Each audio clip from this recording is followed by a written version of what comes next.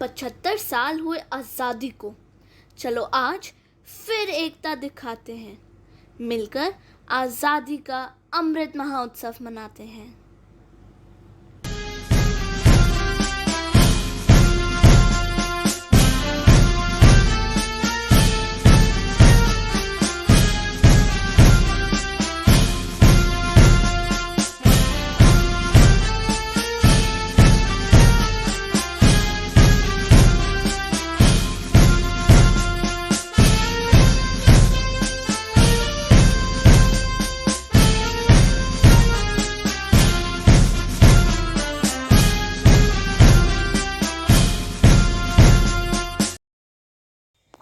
हमारे देश को स्वतंत्र बनाने के लिए बहुत से स्वतंत्रता सेनानियों ने अपना पूरा जीवन न्यौछावर कर दिया। ऐसे ही एक महान स्वतंत्रता सेनानी थे बाबू रामविलास सिंह जी। इनका जन्म 10 फरवरी 1884 में बिहार प्रांत के जहानाबाद जिला में हुआ था। बाबू रामविलास सिंह जी का स्वतंत्रता आंदोलन से एक गहरा जुड़ाव था।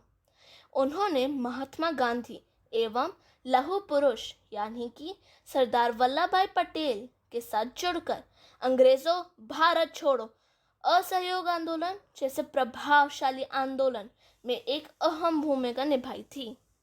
सभी ने नमस्कार। आज हमारे साथ डॉक्टर पी.के. सिन्हा जी और प्रोफेसर सत्यदेव राय जी जुड़े हुए हैं। प्रोफेसर सत्यदेव राय जी एक प्रसिद्ध आध्यात्मिक नेता हैं जो पिछले 5 दशकों से योग और वेदांता सिखा रहे हैं। वह पाठ पर एक कमांड रखते हैं, अंग्रेजी और हिंदी में समान रूप से आसानी से बोल सकते हैं। हम इनसे आज हमारे देश के अमृत महोत्सव के बारे में जानने वाले हैं। उससे पहले मैं यह बताना चाहती हूँ कि डॉक्टर पी.के. सिन्हा जी एक बहुत बड़े स्वतंत्रता सेनानी के पोते हैं जिनका नाम था रामविलास सिंह जी। तो चलिए आज हम राष्ट्र के स्वतंत्रता का अमृत महोत्सव के बारे में इनसे कुछ प्रश्न पूछते हैं। मेरा पहला प्रश्न यह है कि हम सब जानते हैं कि 15 अगस्त 2021 से हमारी आज़ादी का 75वां साल, जिसे हम अमृत महोत्सव के रूप में मना रहे हैं, प्रारंभ हो चुका है, जो वर्ष पर्यंत चलेगा और 15 अगस्त 2022 को संपन्न हो जाएगा। आप इसे कैसे देखते हैं? मैं इसको ऐसे देखता हूँ कि कोई भी राष्ट्र हो, उसके राष्ट्रीय जीवन में कुछ महत्व के क्षण होते हैं, कुछ महत्व के दिन होते हैं, कुछ साल होते हैं। तो वो क्षण होते हैं, वो इवेंट कहलाता है। ये जो हम मना रहे हैं, ये एक वर्ष है जो इसमें हमारी 75 वर्ष की वर्षगांठ पूरी हो जाएगी हमारी आज़ादी की। कब पूरी होगी? 15 अगस्त 2022 में। और ये साल पर्यंत, वर्ष पर्यंत ये हमारा सेलिब्रेशन और उत्सव चलेगा। उत्सव चलेगा किसके लिए? कि हम आज़ाद हुए थे 15 अगस्त 1947 में। तो ये हमारा अब हो गया 15 अगस्त 2021 को ये 74 वर्ष हो गया। 75वां शुरू है, तो 75वें साल को हम कहते हैं कि ये है अमृतोत्सव है, अमृत महोत्सव है ये। 25वें साल को कहते हैं कि सिल्वर जुबली है, 50 को कहते हैं कि गोल्डन जुबली है, फिर इसके बाद ये इसको कहते हैं कि ये डायमंड जुबली है, फिर इसके बाद प्लेटिनम जुबली है। तो हम ये सब जुबली मनाएंगे और आवश्यक इसलिए है कि आने वाले जेनरेशन को, आने वाली पीढ़ी को, युवा पीढ़ी को हम अपने अतीत से जोड़ सकें, कनेक्ट कर सकें कि किन हालात में, किन परिस्थितियों में कैसे हम आज़ाद हुए हैं, स्वतंत्रता कैसे मिली है, और इसको अक्षुण्ण करने के लिए, इसको अक्षुण्ण रखने के लिए हमें क्या करना है। और इसके लिए आवश्यक हो जाता है कि उस पर्व में जिन्होंने आहुति दी है अपने ज़िंदगी की, अपने कैरियर की, अपने सारे समाज के, परिवार की आहुति दे दी और त्याग और बलिदान का एक इस तरह का पेश किया हुआ है उदाहरण समाज के लिए कि देखो हमारा पारिवारिक जीवन, व्यक्तिगत जीवन, मेरा व्यक्तिगत कंफर्ट और आराम, यही सब कुछ नहीं होता है।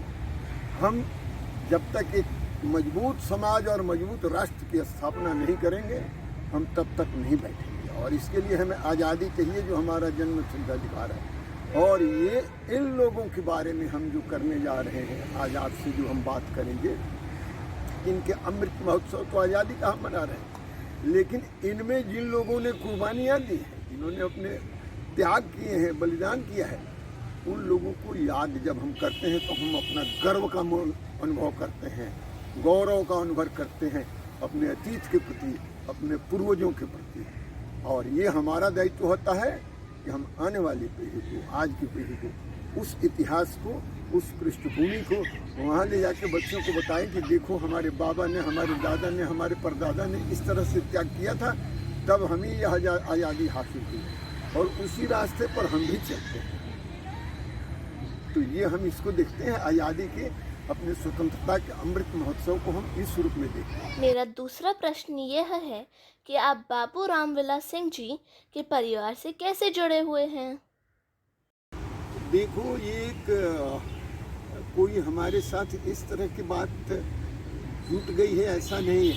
बहुत पहले से एक ही तरह के, एक ही सामाजिक और सोशल स्टाटा से हम लोग आते हैं। हम सब जैसे हमारे साथ बैठे हुए हैं बाबू रामविलास सिंह जी के पौत्र हैं डॉक्टर प्रद्युम्न कुमार सिन्हा जी। तो ये जब दिल्ली आए हैं, उसके बहुत पहले से मैं दिल्ली आ गया था।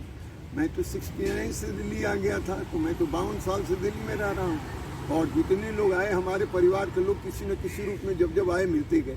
उसी तरह से ये डॉक्टर प्रद्युम्न कुमार सिन्हा जी भी, ये भी आए, तो इनके भी हमारे से मुलाकात हुई। तो हम एक दूसरे को जाने कि ये क्या है, कैसे हैं।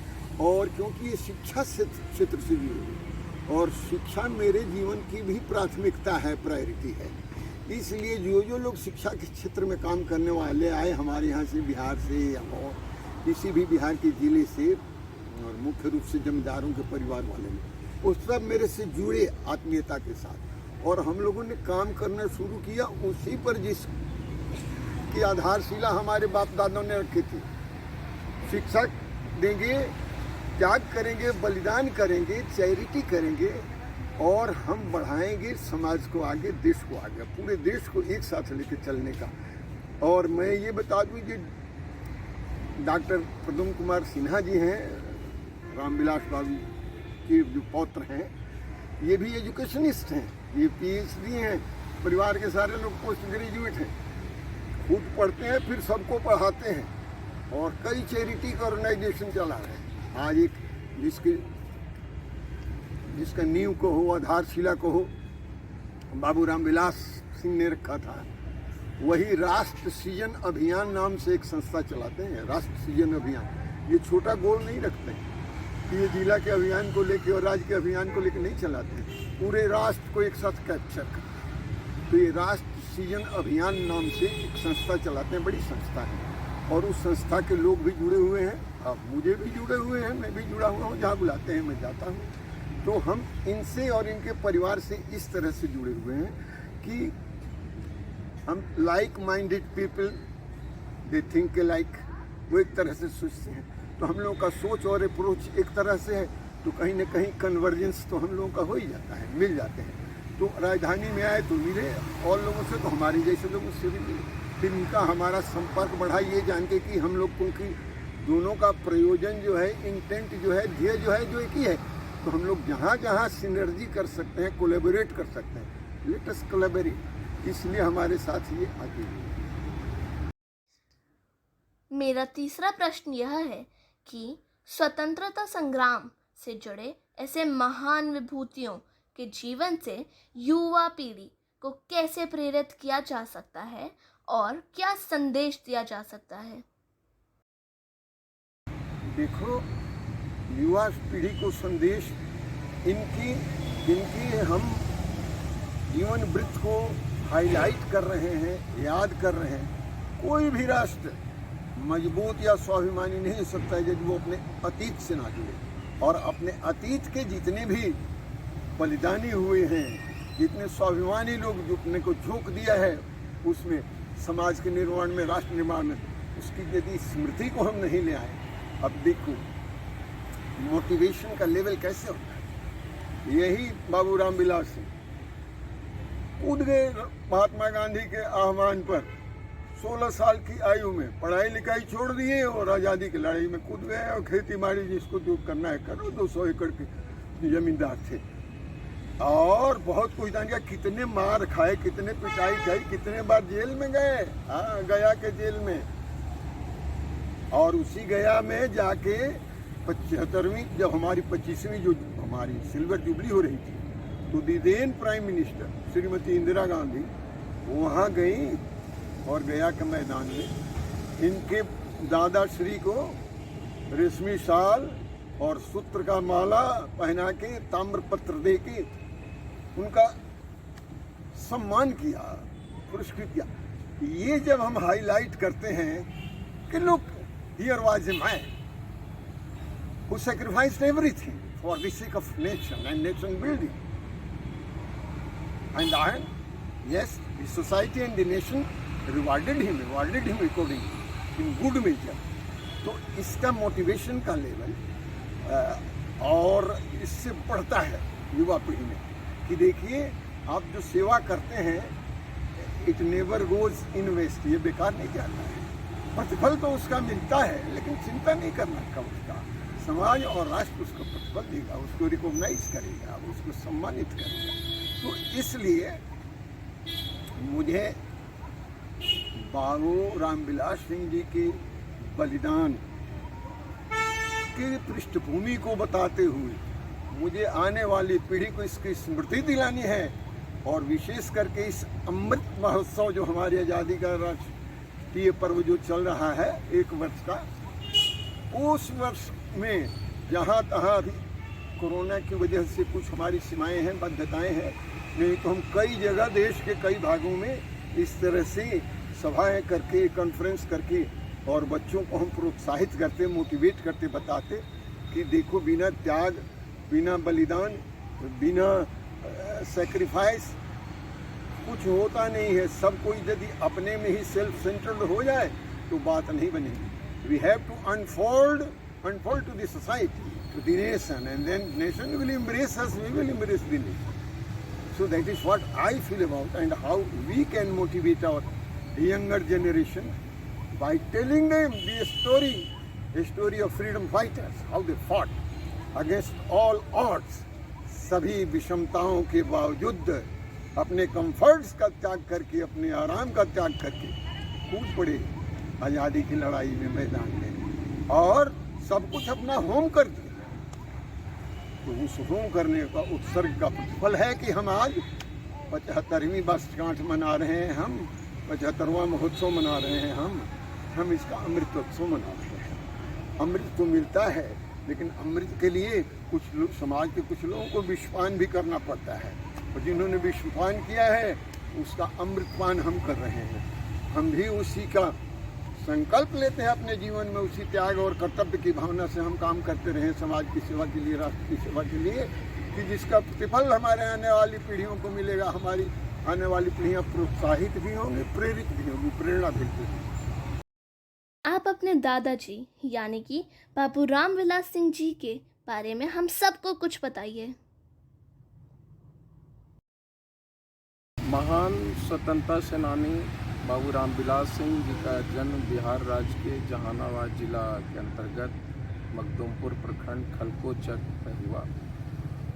बाबू साधु शरण सिंह जी जमींदार के परिवार में वो कमर्सी कुल में जन्म लिए, और उनके एकमात्र संतान होने के बावजूद अपना घर परिवार, जमीन जायदाद छोड़ के महात्मा गांधी जी के आह्वान पर भारत छोड़ो आंदोलन में वो जो कूदे, और उन्होंने जो सर पर अपना टोपी लगाया वो जीवन पर्यंत गांधी टोपी लगाए रहे। उन्होंने गया समाहरणालय कलेक्टेरिएट के ऊपर चढ़ करके 16 बच्चों का टोली लेकर के एक दूसरे के बच्चे पर कंधे पर चढ़ करके यूनियन जैक, जिस ध्वज, अंग्रेजी ध्वज के तहत यह देश गुलाम था, उस ध्वज को उन्होंने खींचा और स्वराज का झंडा फटाक से फहरा दिया। उसमें वो कामयाब हो गए। उसे देखते ही अंग्रेज ने गोली मारी वो यूनियन जैक में भी लगा और उनके पैर में भी लगा, जहाँ वो घायल हो गए।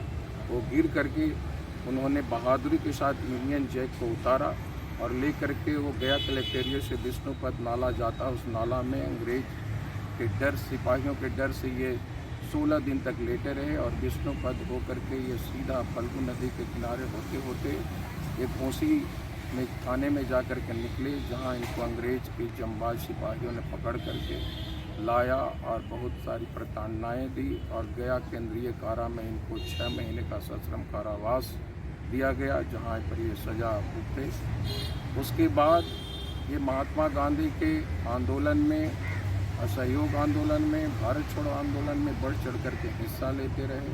सरदार पटेल के साथ इन्होंने काम किया, सुभाष चंद्र बोस, राजगुरु सुखदेव के आह्वान पर ये राष्ट्र के लिए, राष्ट्र के आज़ादी के लिए ये काम करते रहे। जीवन पर्यंत इन्होंने अपना पूरा जीवन अहिंसा, त्याग, प्रेम, सौहार्द, सद्भाव में झोंक दिया। बाद में इन्होंने स्वामी सहजानंद सरस्वती के आह्वान पर किसानों के लिए लड़ाई लड़े और इन्होंने बिहार में स्वामी सहजानंद सरस्वती के नेतृत्व में जमींदारी उन्मूलन पर भी काम किया और बढ़ चढ़ करके हिस्सा लिया। नतीजा ये हुआ कि बिहार में जमींदारी उन्मूलन समाप्त हुआ और एक अच्छी व्यवस्था कायम हुई।